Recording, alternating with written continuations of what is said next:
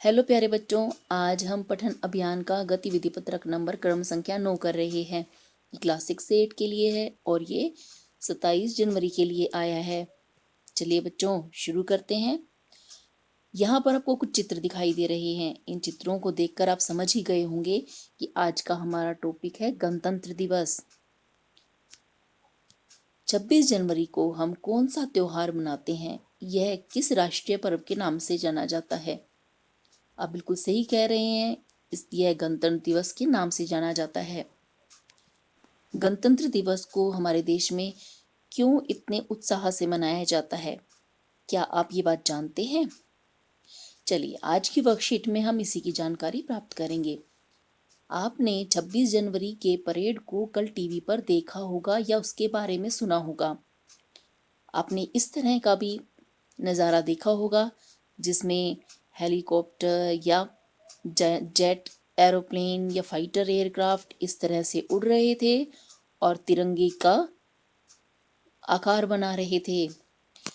बच्चों, हम इस पर्व को इतनी खुशी से क्यों मनाते हैं? इसका क्या कारण है कि इसे पूरे राष्ट्र में मनाया जाता है? इसका कारण यह है, भारत का संविधान 26 जनवरी 1950 को लागू हुआ था। हमारे देश का संविधान 26 जनवरी 1950 को लागू हुआ था। इसी खुशी को हम हर साल गणतंत्र दिवस के रूप में मनाते हैं। अब बच्चों, अब आप कहेंगे कि ये भारत का संविधान क्या होता है? बच्चों, जहाँ पर भी हम रहते हैं वहाँ के कुछ नियम कानून होते हैं। जैसे आप स्कूल में रहते हैं तो स्कूल में आपके लिए कुछ नियम हैं। इसी प्रकार जिस देश में हम रहते हैं उस देश में भी हमें कुछ नियम और कानूनों का पालन करना होता है। उस देश को चलाने के लिए भी कुछ नियम कानून चाहिए होते हैं। तो जिस किताब में यह नियम कानून लिखे होते हैं उसे हम संविधान कहते हैं। यहाँ पर आप भारत के संविधान की पुस्तक का एक चित्र देख रहे हैं। भारत का संविधान एक किताब के रूप में लिखा गया है। इसे लिखने में 2 साल 11 महीने और 18 दिन का समय लगा। बच्चों, आप सोच रहे होंगे कि इतना समय क्यों लगा? इसका कारण यह था कि भारत का संविधान बनाने से पहले बहुत सारे देशों के नियम कानूनों को पढ़ा गया, जिसके लिए अनेकों विद्वानों की सहायता ली गई। उन्होंने सभी के नियम कानूनों को पढ़ा और जो उन्हें अपने देश को लोकतंत्र बनाए रखने के लिए जरूरी था, उन नियम कानूनों को उन्होंने छांट करके एक पुस्तिका के रूप में सजाकर हमारे सामने पेश कर दिया। यहाँ पर आप चित्र देख सकते हैं उन सभी विद्वानों का जिन्होंने भारत के संविधान को बनाने में मदद की, और इन्हें तो आप पहचानते ही होंगे। डॉक्टर अंबेडकर जी। डॉक्टर अंबेडकर जी को भारत का संविधान लिखने का श्रेय प्राप्त होता है।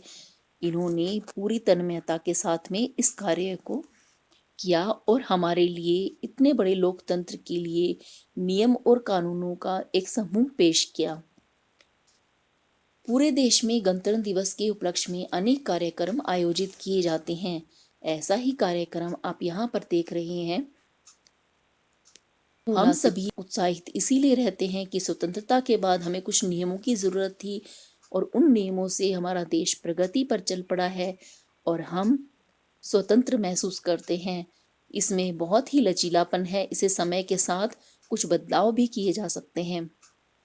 इस दिन राष्ट्रपति द्वारा हमारा राष्ट्रीय ध्वज फहराया जाता है। बच्चों, आप तो समझ ही गए होंगे ये किसका चित्र है। यह हमारे राष्ट्रीय ध्वज का चित्र है, जिसे हम तिरंगे के नाम से जानते हैं, क्योंकि इसके अंदर 3 रंग हैं। ये तीनों रंग अलग अलग चीजों को प्रदर्शित करते हैं। नारंगी रंग हमारे उत्साह और ऊर्जा को, उमंग को प्रदर्शित करता है। सफेद रंग शांति का प्रतीक है और हरा रंग हरियाली का प्रतीक है, खुशहाली का प्रतीक है। इस दिन दिल्ली के राजपथ पर बहुत बड़े समारोह का आयोजन किया जाता है। बच्चों, आपने भी इसी तरह का आयोजन देखा होगा और इस बार की 26 जनवरी में आपने इस तरह का जो उत्साह देखा वह आपने लड़कियों के अंदर भी देखा होगा। इस बार पहली बार लड़कियों के समूह ने इस तरह की मोटरसाइकिल पर करतब करते हुए अलग अलग फॉर्मेशन बनाए थे। बच्चों, गणतंत्र दिवस के बारे में बहुत पढ़ा है, अब इसके आधार पर आप कुछ प्रश्न बताएं। बच्चों, यहाँ पर जो ये प्रश्न लिखे हैं आपको इनके उत्तर अपनी पुस्तिका में लिखने हैं। हम गणतंत्र दिवस को क्यों मनाते हैं? हमारे देश का संविधान 26 जनवरी 1950 को लागू हुआ था। इसी खुशी को हम हर साल गणतंत्र दिवस के रूप में मनाते हैं। प्रश्न 2 है, आप अपने देश के लिए क्या करना चाहेंगे और क्यों? कोई एक बात लिखिए। बच्चों, यहाँ पर आप जो भी बनकर देश की सेवा करना चाहते हैं वह आप लिखेंगे। जैसे इस प्रश्न का उत्तर सभी के लिए अलग अलग हो सकता है। कोई बच्चा यह कह सकता है कि मैं डॉक्टर बनूंगी या डॉक्टर बनूंगा, डॉक्टर बनकर मैं देश की सेवा करूंगा। और कोई ये भी लिख सकता है कि मैं शिक्षक या शिक्षिका बनूंगी। और कोई बच्चा यह भी लिख सकता है कि मैं वकील बनकर न्याय दिलवाऊंगा। तो बच्चों, इसका उत्तर आपको अपने अनुसार देना है। प्रश्न 3 है, निम्नलिखित शब्दों को शामिल करते हुए एक छोटी सी कहानी लिखें और अपने शिक्षक शिक्षिका को दिखाएं और अभिभावक को दिखाएं और सुनाएं। बच्चों, यहाँ पर ये कह रहे हैं कि आपको एक छोटी सी कहानी लिखनी है और यहाँ पर दिए गए शब्दों से लिखनी है। शब्द हैं विद्यालय, बच्चे, झंडा, देशभक्ति, शपथ, खुशी और सम्मान। इन शब्दों से मिलाकर आपको एक कहानी लिखनी है। बच्चों, एक कहानी हम बना सकते हैं। आप यहाँ पर बता सकते हैं कि कल विद्यालय में 26 जनवरी का त्योहार मनाया गया। सभी बच्चे बहुत खुश थे। हमारे मुख्य अध्यापक ने झंडे को फहराया, देशभक्ति के गीत गाए गए और हम सबने शपथ ली हम अपने देश का सम्मान करते रहेंगे और प्रत्येक वैसा कार्य करेंगे जिससे कि हमारा देश उन्नति के पथ पर आगे बढ़ सके। बच्चों, आपको यह कहानी कैसी लगी? अब आप इन शब्दों से अपनी तरफ से कोई नई कहानी बनाएं। यहाँ पर कोविड के संदर्भ में भी कुछ संदेश दिया गया है। कोविड के खिलाफ लड़ाई में सुरक्षित रहने के लिए मास्क पहने।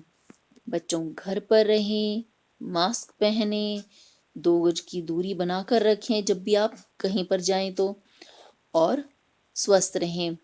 आज की पठन अभियान की गतिविधि पत्रक में हमें इतना ही करना है।